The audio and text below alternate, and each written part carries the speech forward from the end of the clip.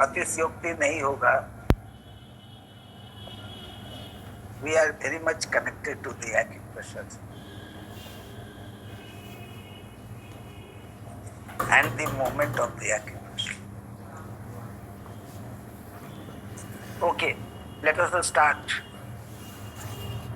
the class.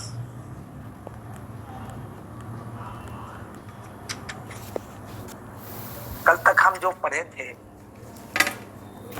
वो हमने interior, exterior, hot, cold, full heat, empty heat, इन सबों की चर्चा हम लोगों ने की थी और उसी में एनर्जी की डिफिशिएंसी हम लोगों ने पढ़ा था। अगर हम आज थोड़ा सा आगे बढ़ा देते हैं, वो है आज हम इन पोलैरिटी के बारे में पढ़ें, तो पिछले जितने भी पढ़े हैं उससे अगर कलेक्ट करें हम तो बहुत सारा पॉइंट जो है कलेक्ट होकर इनके नीचे आ जाएगा। लेकिन कुछ जैसे इंटीरियर, एम्प्टी होना, एम्प्टीनेस या कोल्ड, ये सब इन नेचर है। सॉरी, ये सब इन नेचर है। ये सब तो हम पीछे बहुत बार पढ़े हैं। तो इसमें ये जानना जरूरी है कि इनकी जो डिफिशिएंसी है, यानी इन जब घटता है तो हीट भी पैदा होती है, लेकिन उस हीट को हम फुल हीट नहीं कहते, एम्प्टी हीट। पिछले कई बार हम लोग ने इसकी चर्चा की है। तो इसका कारण यह होता है कि इनका काम क्या होता है, ठंडक और नमी, डैम्पनेस प्रदान करना, ह्यूमिडिटी प्रदान करना। और जब इन डिफिशिएंट होगा तो नमी की कमी होगी तो क्या होगा, इनडायरेक्टली हीट बन जाएगा और वो हीट का अनुभव होता है। और उस हीट को हम लोग एम्प्टी हीट कहते हैं। देखिए कितना एक्सप्लेनेशन, कितना जो है क्लियर है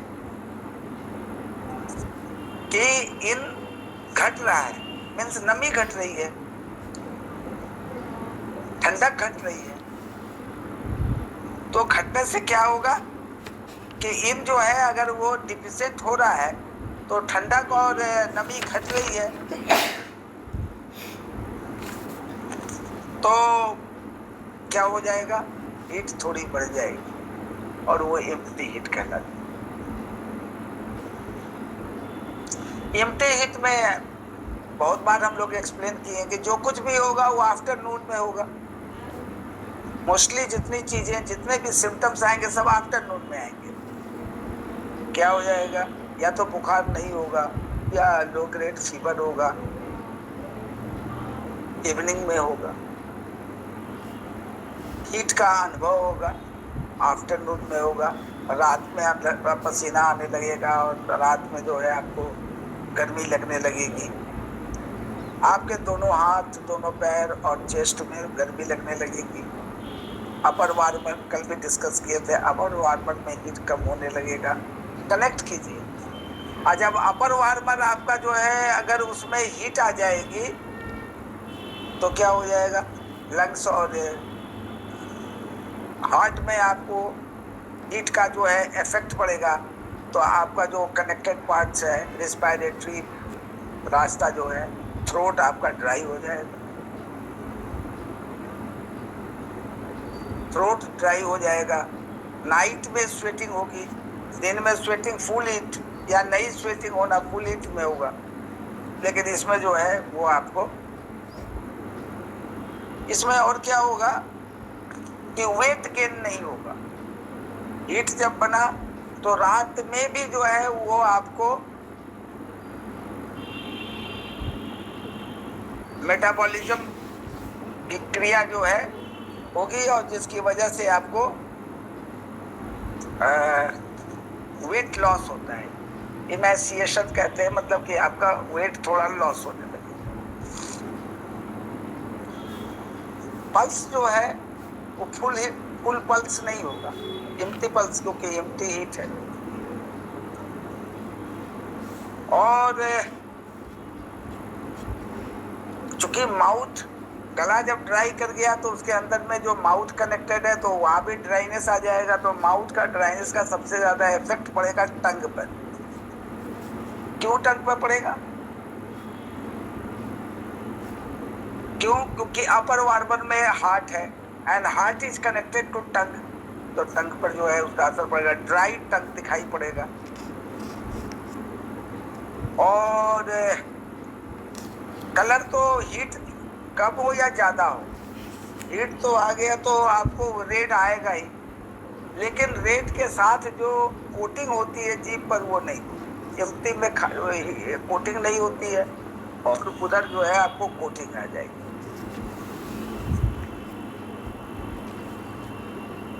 इनका डिफिशियंसी तो शुरू से हम लोग पढ़ते आ रहे हैं कि कितने का इन डिफिशियंट हो जाएगा, तो लंग्स की इन डिफिशियंसी होगी,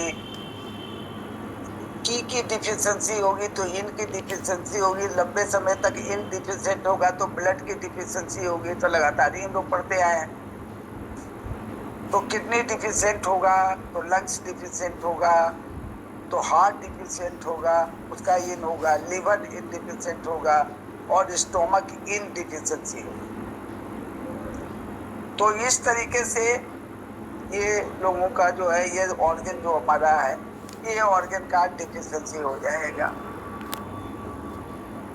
डिफिशियंसी के सारे जो इसके ट्रांसपोर्टेशन के गुण है, ट्रांसफॉर्मेशन के गुण है, ट्रांसमिशन के गुण है, जो इसके वार्मिंग के गुण है, होल्डिंग के गुण है, कूलिंग के गुण है, इसके मूवमेंट के गुण है, तो सब के सब में डिफिशियंसी आ जाएगी, सब के सब में गिरावट आएगी, और उसी तरीके से शरीर में सिम्टम्स दिखाई पड़ने लगेगा।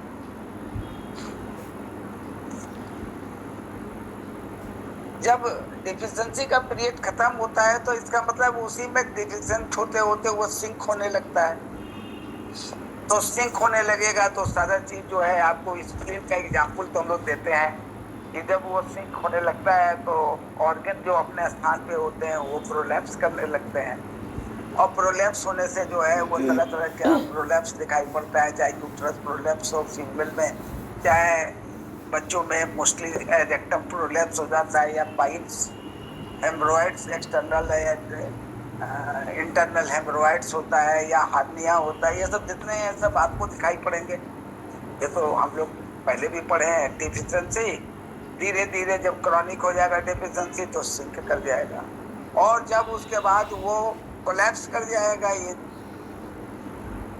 तो सारी चीजें, इनका जितना चीज है वो बहुत बढ़ते हुए दर से आपको दिखाई पड़ेगा। क्या है? सबसे पहले आपको क्या हो जाएगा? स्वेटिंग एक्सेस हो जाएगी, अगर वो कोलैप्स कर रहा है तो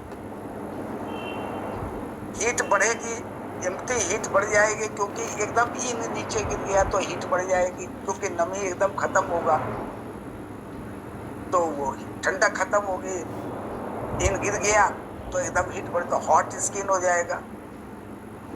उसके बाद हाथ और पैर में लहर आ जाएगी, एकदम गर्म हो जाएगा, गर्मी एकदम बढ़ेगी,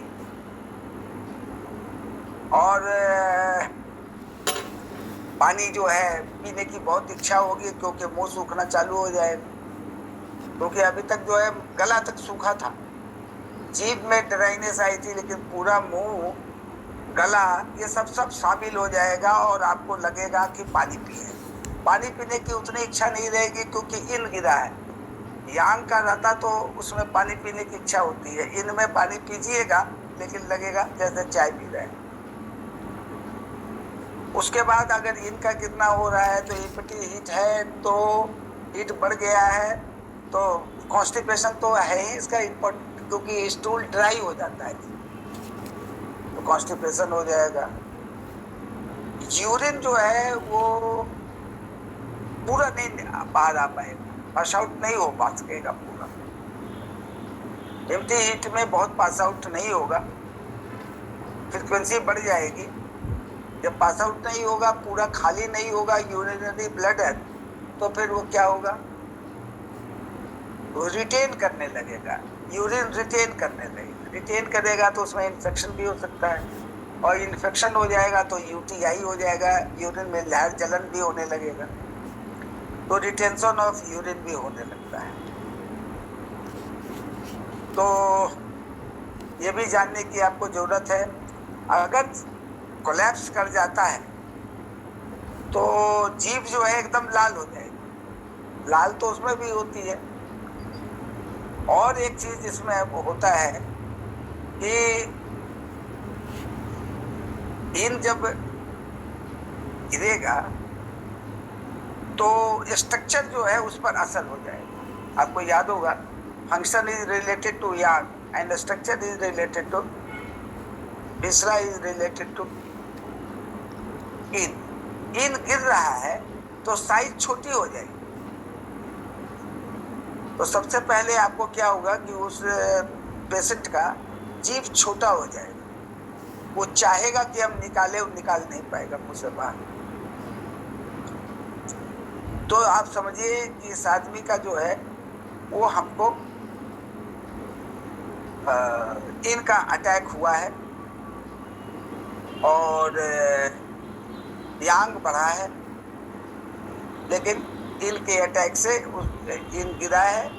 तो साइज ऑफ द ऑर्गन्स जो मोस्टली हमको दिखाई पड़ेगी ऊपर जीभ में, तो बॉडी में इन कोलैप्स कर रहा है।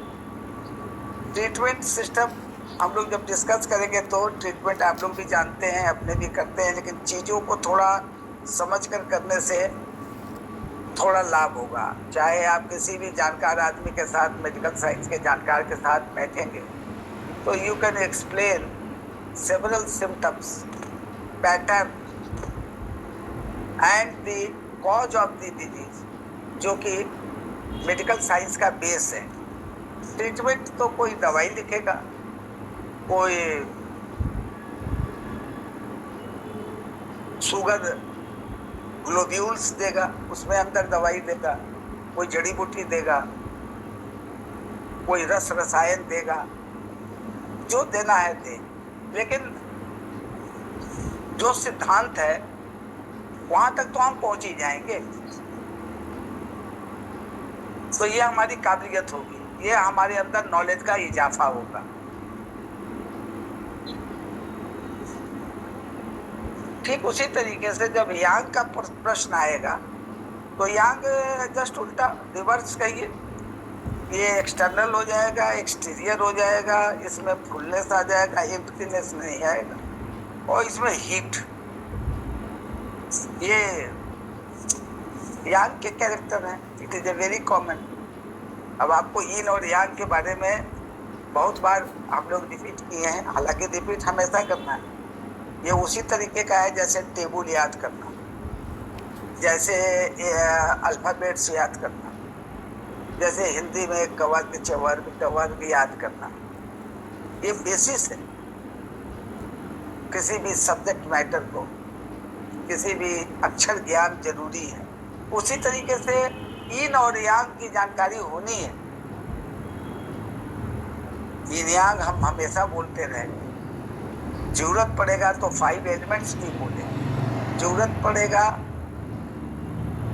तो हम आपको 10 एलिमेंट्स भी बोले। बातचीत कब पर भी चर्चा करते रहेंगे,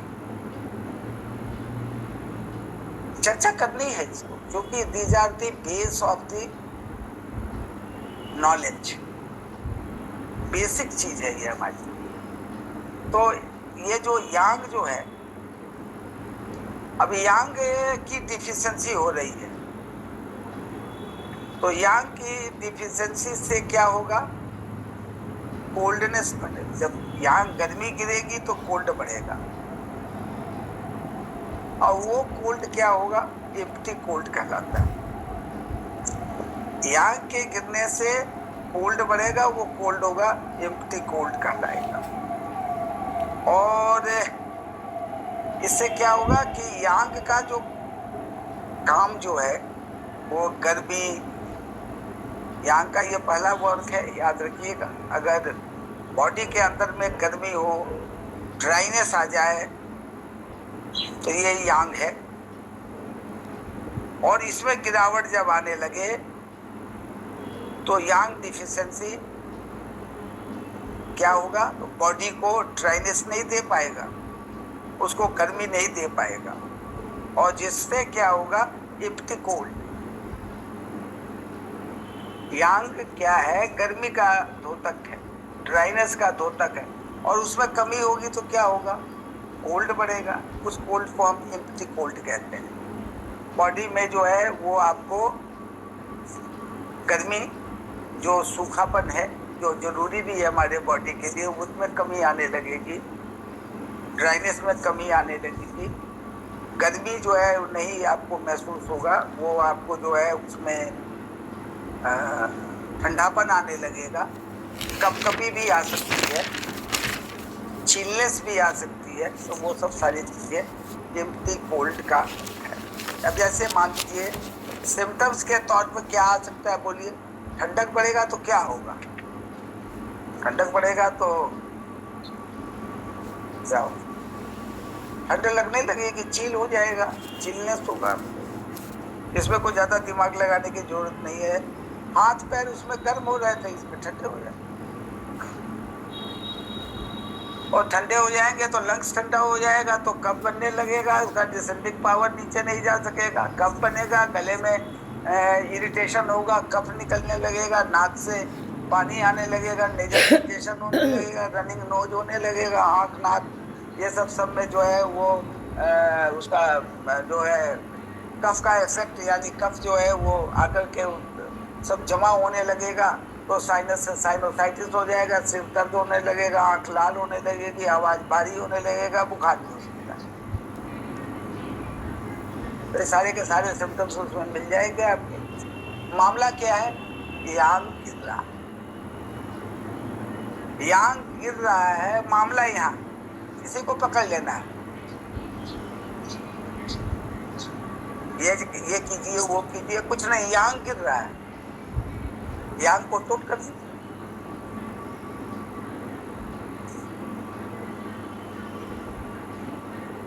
ये देख लीजिए, एक जनरल यांग को टोन कर दीजिए, और नहीं तो पता लगा लीजिए कि कौन यांग मॉनिटर कर रहा है, जिसका गिर रहा है तेजी से, उस ऑर्गन का यांग टोन कर दीजिए।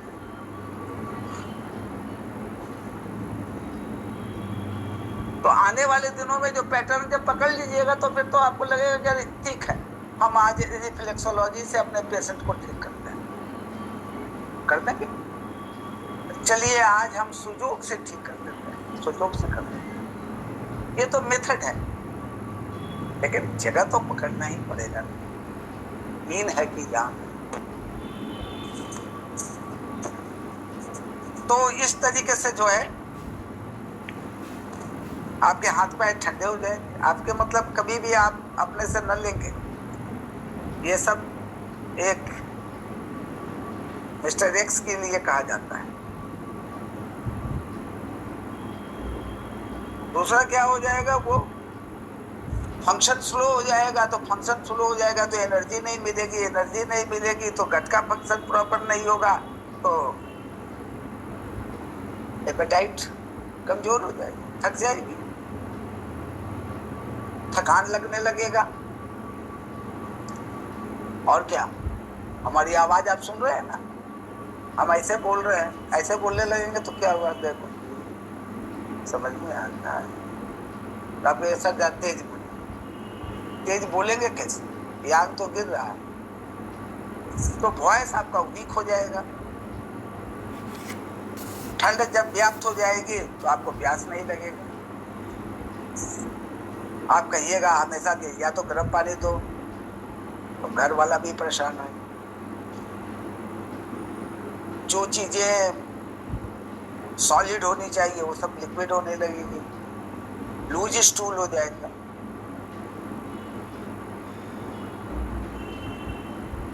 फ्रीक्वेंट यूरिनेशन होने लगेगा। तो इस तरीके से फंक्शन जो है वो कम हो जाएगा, कंट्रोल कम हो जाएगा। और जब कंट्रोल कम हो जाएगा तो बहुत सारी चीजों में इनकंटीनेंस आ जाएगा। रोक नहीं पाइएगा।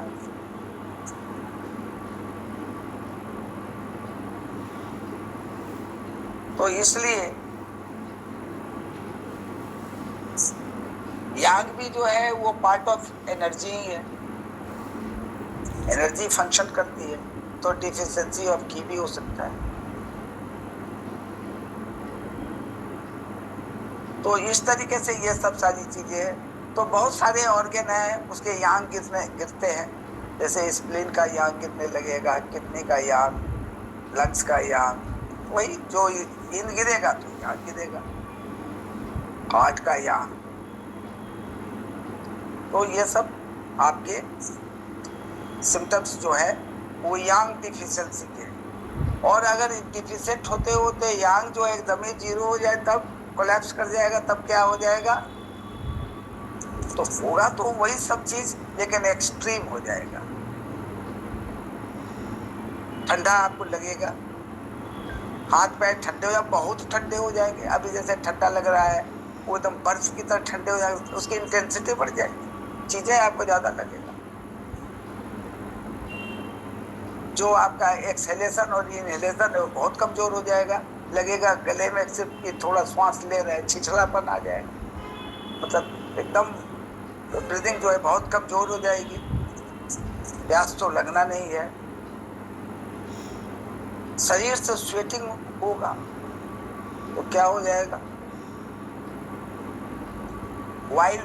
वाइली जो है स्वेट निकलने लगेगा, पानी तो मिलेगा नहीं, एक्सेस यूरिनेशन होने लगेगा, इनकंटिनेंस हो जाएगा, जैसा आपको बताया, स्टूल रुक नहीं पाएगा, लूज होगा, इनकंटिनेंस हो जाएगा। सब चीजों का जो कंट्रोल है वो खत्म हो जाएगा, और जब कंट्रोल खत्म हो जाएगा तो फिर तो आपको मालूम है कि जो हमारे बॉडी में जो एग्जिट है, जो द्वार है, वो सब पर से कंट्रोल खत्म हो जाएगा, तो कब्जा जो है दूसरे का हो जाएगा, और दूसरे का जब कब्जा हो जाएगा तब उसका कंट्रोल हमारे हाथ में है, इनकंटिनेंस हो जाएगा। तो ये जानना जरूरी है। और उसमें क्या हो गया, जीभ जो है छोटी हो जाएगी, इसमें जीभ जो है आपकी स्वेल कर जाएगी, स्वेल करने के कारण जो है वो बाहर नहीं निकल पाएगी, उसमें साइज छोटा हो जाएगा, इसमें साइज छोटा नहीं होगा, स्वेल कर जाएगा, मोटा हो जाएगा। तो इस तरीके से हम लोग जो है वो इस यार्ड स्टिक के द्वारा हम किसी भी रोगी को देखकर, उससे पूछकर, उससे बातें कर हम ये पता लगा सकते हैं कि रोग जो है वो कहाँ पे है। रोग जो है वो क्या है, किस नेचर का है, एक्सटीरियर है, इंटीरियर है, फुल है, एम्प्टी है, हॉट है, कोल्ड है, इन है और यांग, क्या पोजीशन है। इस तरीके से हम इसका पता लगा सकते हैं। अब चर्चा कर रहे हैं वो है 6 एक्स्ट्रा ऑर्डिनरी यांग ऑर्गन। कई बार आपने सुना होगा extra ordinary organ, extra ordinary organ, आपको लगता होगा ये कौन सा, या तो आपने कहीं पढ़ा भी होगा या किसी के मुखाबिन से सुना भी होगा, या हम ही चर्चा की होंगे कई बार एक्स्ट्रा ऑर्डिनरी ऑर्गन। तो एक्स्ट्रा ऑर्डिनरी ऑर्गन का मतलब क्या होता है? ऑर्गन तो आपने सुना है नियमित रूप से yin yang ऑर्गन होते हैं, और ये 6 एक्स्ट्रा ऑर्डिनरी यांग ऑर्गन क्या होते हैं? ये जो होते हैं एक्स्ट्रा ऑर्डिनरी ऑर्गन जो होते हैं वो इन ऑर्गन की तरह काम करते हैं। कैसे काम करेंगे ये हम लोग समझेंगे। ये एक्स्ट्रा ऑर्डिनरी ऑर्गन जो होते हैं ये इन ऑर्गन की तरह काम करते हैं। तो इन ऑर्गन मतलब जैसे किडनी और ये सब जो है वो इसकी तरह काम करेंगे। और ये जो इन जो है वो क्या है, हमारा इन एसेंस वो स्टोर करते हैं। मतलब हमारे बॉडी में दो तरह का एसेंस होता है, एक इन एसेंस, एक यांग एसेंस। तो इन एसेंस को जो है ये स्टोर करते हैं। कौन कौन करते हैं? ये इन ऑर्गन। और कहलाते क्या है? यांग ऑर्गन। हमने क्या बताया था आपको? 6 extra ordinary Yang organ. Being a Yang, extra ordinary इसीलिए कहा जाता है। देखने में साधारण लग रहे हैं, and he is very qualified, extraordinary character। अभी नहीं कहता extraordinary student, मतलब आम स्टूडेंट से हटकर इसका जो है, इसकी विद्वता, इसकी जानकारी, इसका एक्सेलेंस, इसका इंटेलिजेंस, इसका नॉलेज। तो ये यांग ऑर्गन है। एक्स्ट्रा ऑर्डिनरी जो है वो यांग होते हैं, लेकिन क्या करते हैं? काम करते हैं इन की तरह और स्टोर करते हैं इन एसेंस को।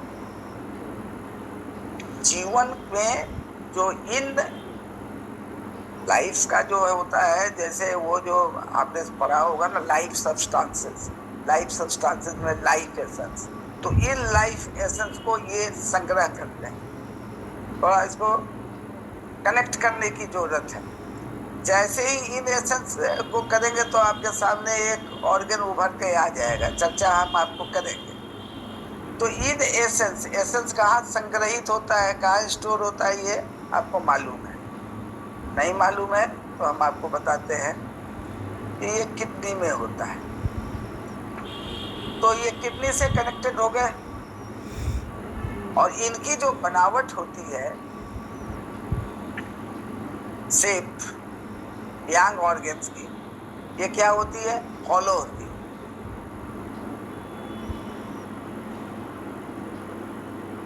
आपको याद होगा कि हमने आपको बताया था solid and hollow, zang and fu, yin और यांग। तो हॉलो कौन होते हैं? यांग होते हैं। और सॉलिड कौन होते हैं? इन होते हैं। तो इन जितने ऑर्गन हमारे बॉडी में है वो सब सॉलिड है और हमेशा काम करते हैं, और जो टाइम टू टाइम आराम करते हैं और टाइम टू टाइम काम करते हैं, वो हॉलो होते हैं।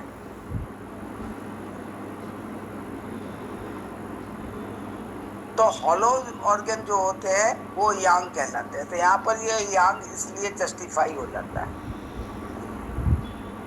और लेकिन इनको जो है, ये इन ऑर्गन होते हैं।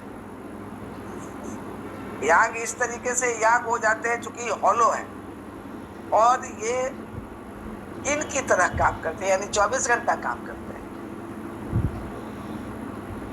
देख लीजिए कैसा है तो देखने में ये वो यांग, लेकिन काम करते हैं इनकी तरह 24 घंटा। 1 सेकेंड, फ्रैक्शन ऑफ सेकेंड भी बंद करेंगे तो जो स्टेमुली को रिएक्ट करने का हमारे अंदर पावर है वो खत्म हो जाएगा, फिर हम कुछ भी नहीं कर पाएंगे। तो जो कार्य प्रणाली है इनके काम करने का, वो किडनी से जुड़े हुए होते हैं। क्यों? क्योंकि किडनी से जुड़ने का क्या कारण है, कहाँ से किडनी आ गई? तो एक तो है कि ये इन ऑर्गन्स की तरह बिहेव करते हैं, होते यांग हैं, इनकी तरह बिहेव करते हैं। और क्या इनका है, इनकी पहचान क्या है कि ये इनकी तरह 24 घंटा काम करते हैं, होते हॉलो हैं, खाली होते हैं। यांग का जो स्वभाव है वो है इनके अंदर में, लेकिन ये इनकी तरह काम करते हैं। इनको 24 घंटा काम करना पड़ता है, जैसे हार्ट काम करता है, लंग्स काम करता है, लीवर काम करता है, किडनी काम करती है, सारे काम करते हैं। तो ये आपको समझने की जरूरत है। तो अब कौन कौन से हमारे एक्स्ट्रा ऑर्डिनरी ऑर्गन्स हैं, हम तो जानना चाहिए और याद भी रखना चाहिए, और उससे रिलेटेड बहुत सारी कहानियां हैं, उसको भी समझना चाहिए। तो यूट्रस है,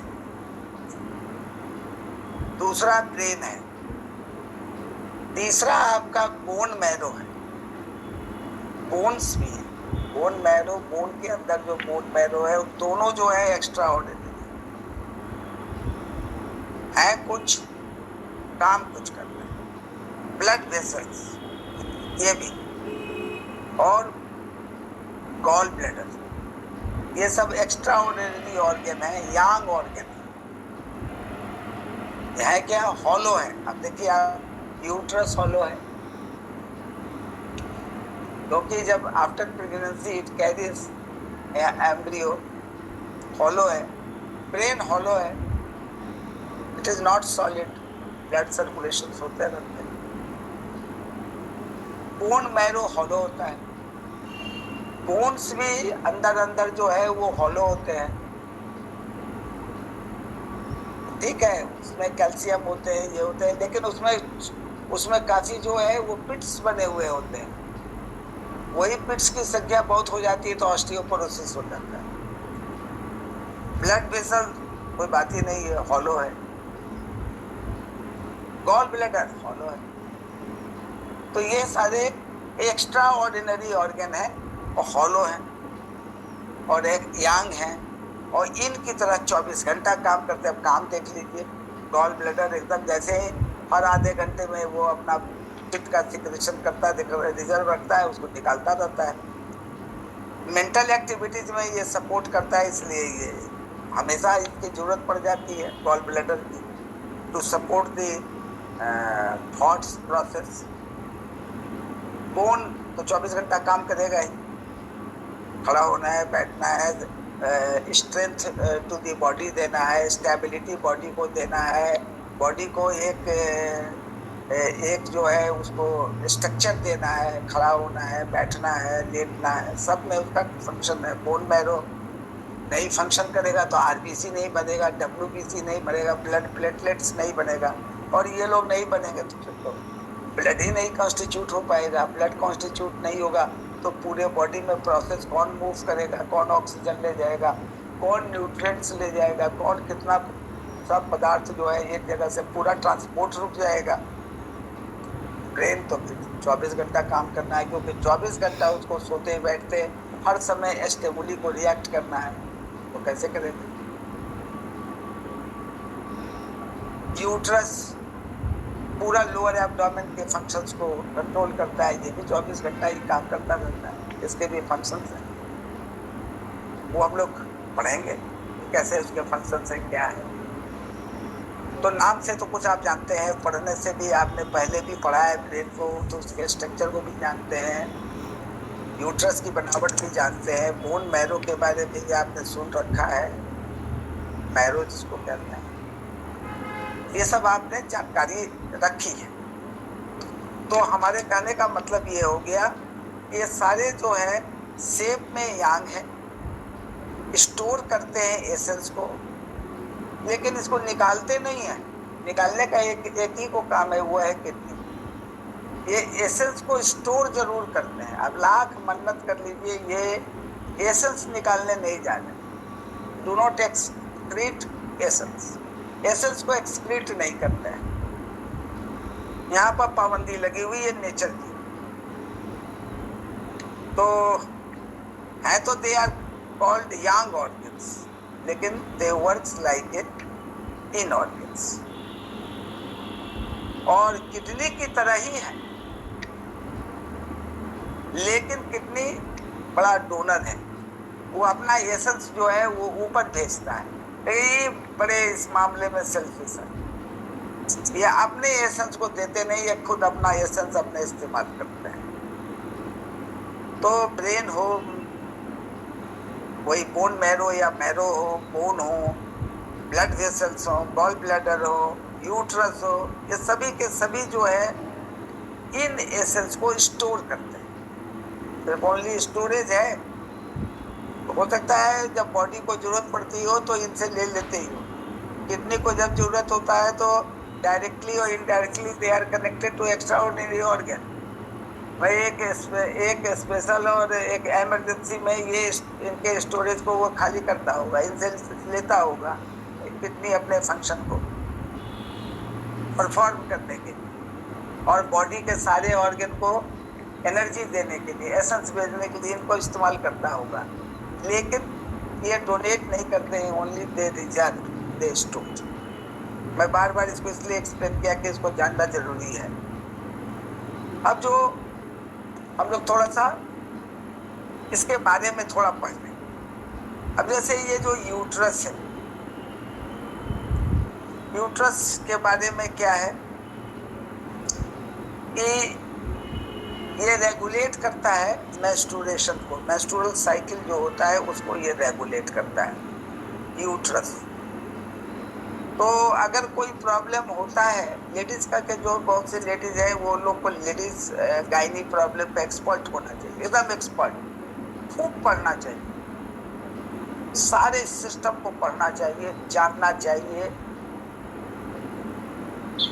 जिसको नहीं कहते हैं, बहुत लोग लिखते हैं गायनकोलॉजिस्ट, एक्सपर्ट नहीं, या कोई ऑर्थोपेडिक्स डॉक्टर है, वो हड्डी के हर चीज को समझ रहा है। कोई पेडिट्रिक है, बच्चों के बारे में पढ़ रहा है, कोई न्यूरोलॉजिस्ट है, नहीं कोई गैस्ट्रोलॉजिस्ट है। तो कई तरह के डॉक्टर होते हैं ना, थर्मोलॉजिस्ट हैं, कोई ऑप्थेल्मोलॉजिस्ट है, आँख का दवाई ट्रीटमेंट करते हैं। तो हमको भी जो है कोई ना कोई चैप्टर पकड़ लेना चाहिए। हालांकि हम किसी ऑर्गन को डिनाई नहीं कर सकते, क्योंकि हम जानते हैं वो लोग भी डिनाई नहीं करते, वो रेफर करते हैं। हम अपने को रेफर वाला डॉक्टर नहीं बनाए, नहीं, हम सब चीज जाने, लेकिन स्पेशलिटी तो है हमारा एक सब्जेक्ट पे होना चाहिए, जिसको देखते हम समझ जाए व्हाट इज रेफर नहीं करें। यस, आप इसको न्यूरो सर्जन से दिखाइए, नो रेफर नहीं करेंगे, क्योंकि हमें सर्जरी पार्ट है, हमें तो ट्रीटमेंट करना है। लेकिन एक चीज में हम मास्टर हो जाए, क्या भाई, ऑप्थेल्मिस्ट, आंख का कोई भी मरीज, वो चाहे मायोपिया हो, हेट्रोमायोपिया हो, बायोपिया हो, प्रेसबायोपिया हो, स्टिग्मेटेशंस हो, कैटरेक्ट हो, टॉसिस हो, watery eyes, dry eyes, glaucoma, trachoma, कोई भी नाम ले लो, यस, हम डायग्नोज करके आपको बताते हैं। तो एक्सपर्ट किसी में एक्सपर्टाइज पैदा कीजिए और उसके लिए नेचुरल लॉ को पढ़ने की कोशिश कीजिए, समझने की कोशिश कीजिए। मुकाबला जो है बहुत फील्ड खुला हुआ है, उसमें सिर्फ दौड़ने की जरूरत है, लेकिन दौड़ने के पहले जमने की जरूरत है।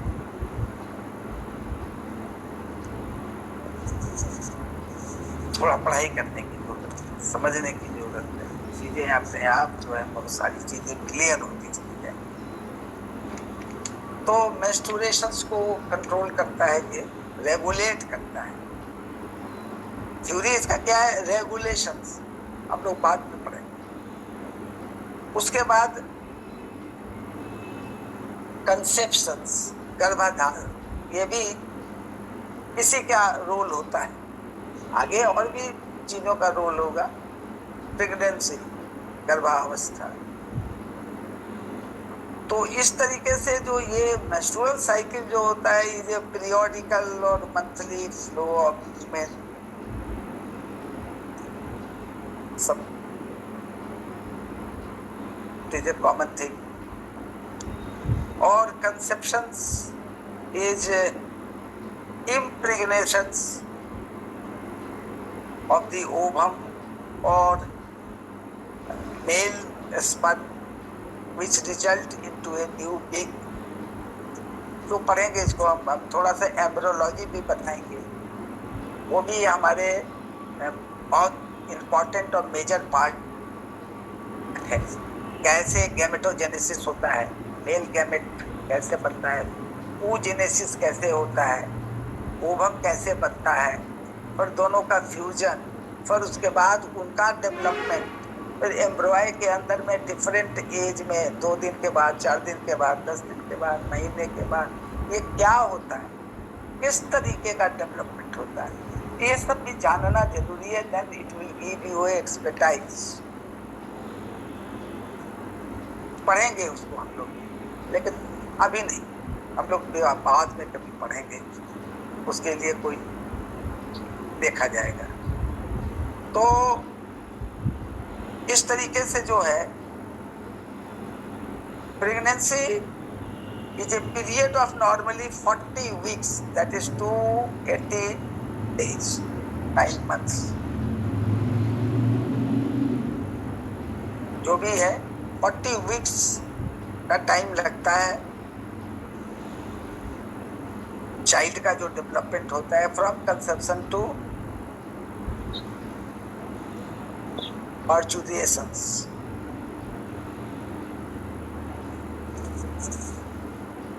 ये जो यूट्रस है, यूट्रस का कनेक्शन किडनी से है, इसलिए हम कहते हैं कि रिप्रोडक्टिव सिस्टम को जब आपको देखना है तो आपको किडनी को देखना पड़ेगा, उसको छोड़कर नहीं चला जाए। किसी के अंदर में जो है वो फ्रिजिडिटी पैदा हो गई है तो देखना पड़ेगा, किसी के अंदर में कोई उससे रिलेटेड कोई डिजीज आ गया है तो देखना पड़ेगा किडनी को। साथ साथ आप लोग पढ़े हैं रेन मेरिडियन, मैं उस पर चर्चा अभी नहीं करूंगा क्योंकि वो जब मेरिडियंस हम लोग पढ़ेंगे तो चर्चा का विषय होगा। तो रेन मेरिडियन या कंसेप्शन वेसल उसको कहते हैं, या एक दूसरा मेरिडियन आता है चोंग मे वेसल, उसको भी हम लोग पढ़ेंगे। ये सब all are connected to the uterus. अब जो कंसेप्शन वेसल्स रेन मेरिडियन है, ये क्या प्रोवाइड करता है यूट्रस को? एनर्जी की प्रोवाइड करता है। तो आपको चेक करना पड़ेगा रेन मेरिडियन का जो 24 पॉइंट्स है, रेन मेरिडियन में क्या एम्प्टी तो नहीं हो गया, खाली तो नहीं हो गया, इसमें ऊर्जा की कमी तो नहीं हो गई। अगर इसकी ऊर्जा की कमी होगी तो इसके पैरेलल दो तरह के मेरिडियन चल रहे हैं, एक है की मेरिडियन, एक है किडनी का मेरिडियन, एक है स्टोमक का मेरिडियन, उसके बाद है स्प्लीन का मेरिडियन। तो उससे कहीं से ऊर्जा लाके इसमें डालना पड़ेगा, नहीं इसमें डाल पाइएगा तो यूट्रस कमजोर हो जाएगा, और यूट्रस कमजोर हो जाएगा तो very purpose of reproductive system जो है डिफीट हो जाएगी। तो ये भी आपको देखना है। चोंग में क्या काम करता है? चोंग में जो है वो यूट्रस को ब्लड प्रोवाइड करता है। तो चोंग में अगर ब्लड नहीं प्रॉपर में आ रहा है, ब्लड का फ्लो नहीं प्रॉपर होगा तो यूट्रस फंक्शन नहीं कर पाएगा प्रॉपर। उसमें कभी फाइब्रॉइड आने लगेगा, तो कभी सिस्ट आने लगेगा, कभी बल्की हो जाएगा, कभी शॉर्ट कर जाएगा, मतलब उसकी साइज में स्ट्रक्चर में प्रॉब्लम आने लगेगा। सब सारी पॉलीसिस्टिक यूट्रस होते हैं, पॉलीसिस्टिक किडनी सुने हो, पॉलीसिस्टिक ओवरी सुने हो, ये सब सारी चीजें होने लगी। तो आपको इसमें दोनों को देखना होगा, एक सप्लाई ऑफ एनर्जी हमारा प्रॉपर होना चाहिए और सप्लाई ऑफ ब्लड जो है हमारा यूट्रस में प्रॉपर होना चाहिए। और ये दोनों जो हैं, बोथ जो हैं, वो क्या करते हैं, वो किडनी के कंडीशन पर डिपेंड करते हैं। इसलिए किडनी का आपको जो है महारत हासिल करना पड़ेगा, और किडनी का जैसे ही आप महारत हासिल कर लीजिए तो ऑटोमेटिक जो है आपको रिप्रोडक्टिव सिस्टम गायनी प्रॉब्लम पर महारत हासिल हो जाएगा, और साथ ही साथ रीनल सिस्टम पर भी आपको कंट्रोल हो जाएगा। तो यूरोजेनाइटल सिस्टम पर कंट्रोल हो जाएगा। तो ये आपको जो है ये किडनी के स्टेट पर डिपेंड करता है। अगर मान लीजिए किडनी का एसेंस बहुत है, किडनी के अंदर में इन एसेंस बहुत ज़्यादा है, तो आप समझ जाइए कि कंसेप्शन वेसल चोंग में ये सब जो है ये बहुत स्ट्रांग है, और इसलिए यूट्रस भी स्ट्रांग है। क्यों? क्योंकि जो इसको की और ब्लड पूरा मिल रहा है। तो ये एक नॉर्मल सब जितना भी एक्शन होगा सब हो जाएगा। तो अगर आपको देखना होगा कि ये किसी में इनफर्टिलिटी डेवलप कर गया है तो उसको कैसे ठीक किया जाएगा, तो उसके अंदर में आपको क्या करना पड़ेगा कि आपको ब्लड सप्लाई बढ़ानी पड़ेगी। आपको उसको की बढ़ाना पड़ेगा यूट्रस में। तो आप देखेंगे कि कोई भी इरेगुलरिटी नहीं दिखाई पड़ेगी, नहीं तो इरेगुलर मेंस्ट्रुएशन हो जाएगा, इवन एमेनोरिया हो जाएगा, मतलब menstrual cycle will be stopped फोर्थविथ। बहुत केस में आपको आएगा, लोग कांटेक्ट करेंगे कि डॉक्टर साहब ऐसा केस आ गया है, तो आपको समझना पड़ेगा कि ये प्रॉब्लम कहाँ से आ रहा है। इनफर्टिलिटी तो आ ही जाएगा, मेंस्ट्रुअल साइकिल भी स्टॉप हो जाएगा। यूट्रस और ब्लड जो है ये आपस में बहुत रिलेटेड है, ये चौंग में आपस में रिलेटेड है, इसलिए ब्लड रिलेटेड है। यूट्रस जो है वो उसको एबंडेंट सप्लाई चाहिए, जैसे ब्रेन को चाहिए, हार्ट को चाहिए, उसी तरीके से यूट्रस को भी एबंडेंट सप्लाई चाहिए ब्लड का ऑल द टाइम। अच्छा, अब आपको मालूम है कि जब फूड स्टफ जो है जब वो स्प्लीन के कांटेक्ट में आता है तो वो उसको फूड की में कन्वर्ट कर देता है। फूड की जो है वो जब हार्ट में जाता है तो ब्लड का फॉर्म करता है और हार्ट गवर्न्स द ब्लड। अब देखिए हार्ट कनेक्ट हो गया आपका यूट्रस से, और ये ब्लड जब बन जाता है, जब गवर्न करता है तो अपने गवर्नेंस के तहत जो है ये ब्लड जो है चला आता है लीवर में। तो लीवर का काम क्या है? स्टोर करता है ब्लड। तो इस तरीके से liver store blood, heart governs blood, spleen forms blood, and uterus is a place which where profuse blood supply is required। तो इस तरीके से आपको जो है ये सारे के सारे जो है एक दूसरे से कनेक्ट हो गए। अगर मान लीजिए कि स्प्लीन जो है प्रोड्यूस नहीं करता है इनफ ब्लड, तो क्या होगा? हार्ट डिफिशिएंट हो जाएगा, और हार्ट डिफिशिएंट हो जाएगा तो this will cause lack of blood in uterus. जो लीवर में ब्लड कम हो जाएगा, और लीवर जो है वो डायरेक्ट लोअर एब्डोमेन से कनेक्टेड है। आपको मैंने किडनी में बताया था कि श्वास छोड़ने और श्वास लेने में जिसमें किडनी काम करता है उसके साथ लीवर भी काम करता है। तो ये आपको एक प्रॉब्लम स्टार्ट हो जाएगा। तो ये आपको it is connected to the uterus।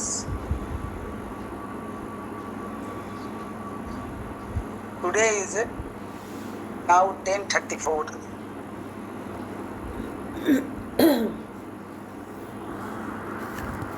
One special circumstances that I do not want to explain, but it is compulsory to tell because tomorrow class will be closed